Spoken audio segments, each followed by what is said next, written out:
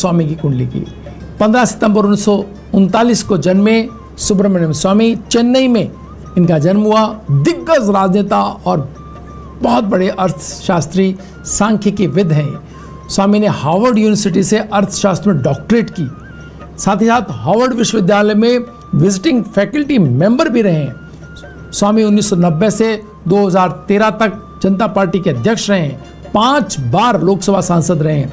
1990 से 91 में देश के विधि और न्याय मंत्री और वाणिज्य और उद्योग मंत्री रहे हैं। वे अंतर्राष्ट्रीय व्यापार आयोग के अध्यक्ष भी रहे हैं। वर्तमान में तीसरी बार राज्यसभा में सांसद हैं।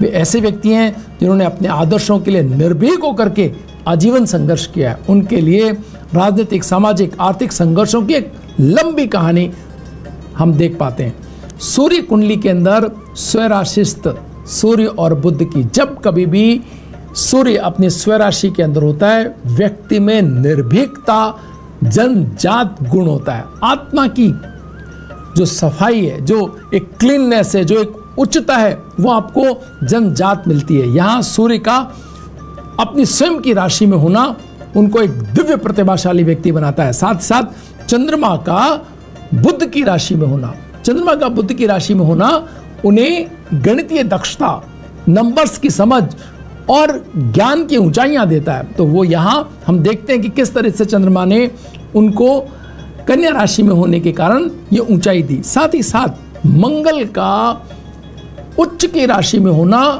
इस बात की गारंटी देता है कि आप किसी भी संघर्ष से डरते नहीं हैं। आपको कोई डरा नहीं सकता, आप में भय नहीं आता। आपको सूर्य कुंडली के अंदर 6ठे स्थान में, शत्रु स्थान में उच्च का मंगल, यानी कि कोई तनाव, कोई बड़ी से बड़ी बाधा, बड़े से बड़े व्यक्तित्व, बड़ी से बड़ी चीजें आपको डरा नहीं सकती, बल्कि उन्हें डर लगता है आपसे।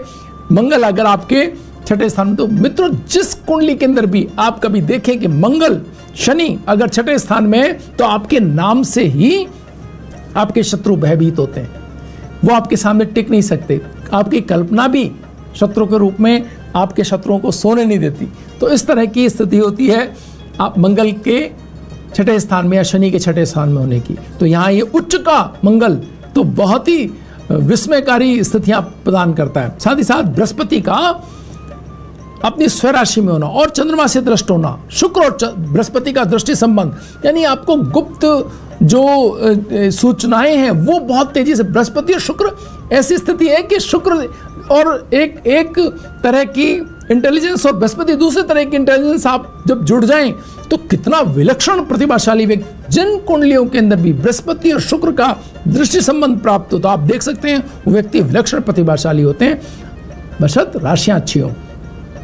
साथ ही साथ शनि का यहां पर केतु के साथ होना, यानी जो पॉलिटिक्स जिसको हम कहते हैं उसकी समझ शनि देते हैं, और वो जब मंगल की राशि में हो, केतु के साथ हो, तो क्या व्यक्ति के राजनीतिक साहस की आप कल्पना कर सकते हैं। वो हमेशा इस बात को रेखांकित करता है कि वो उन्हें आप किसी भी चीज से तनावग्रस्त नहीं कर सकते, बल्कि अगर वो चाहें तो अपने किसी भी राजनीतिक प्रतिद्वंदी को छठी का दूध याद दिला सकते हैं। मतलब इस तरह का एक जो ऊंचाई है, जो राजनीतिक एक आगे से आगे चीजों की परिकल्पना कर लेने और उनको समझ लेने का भाव है, वो शनि यहां पड़ता है। क्योंकि शनि जिस राशि के अंदर है वो उसकी विपरीत राशि बेशक, लेकिन मंगल उच्च का होने के कारण उन्हें ये सर्वाधिक ऊंचाइयां जो दक्षता है वो प्रदान करता है। साथ ही साथ एक महत्वपूर्ण बात, राहु का शुक्र की राशि में होना, शुक्र का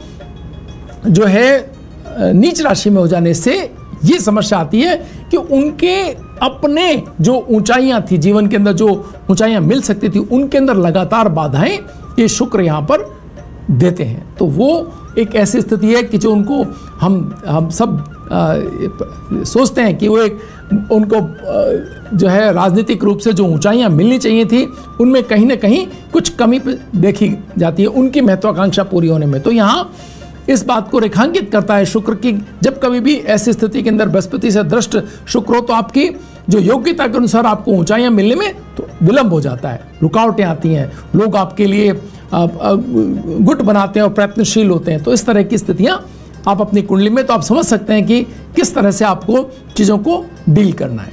तो ज्योतिष के जिज्ञासु और जो अपनी कुंडलियों के माध्यम से समझना चाहें इन स्थितियों को, उन सभी के लिए कुंडली एक बहुत बड़ा माध्यम हो सकती है।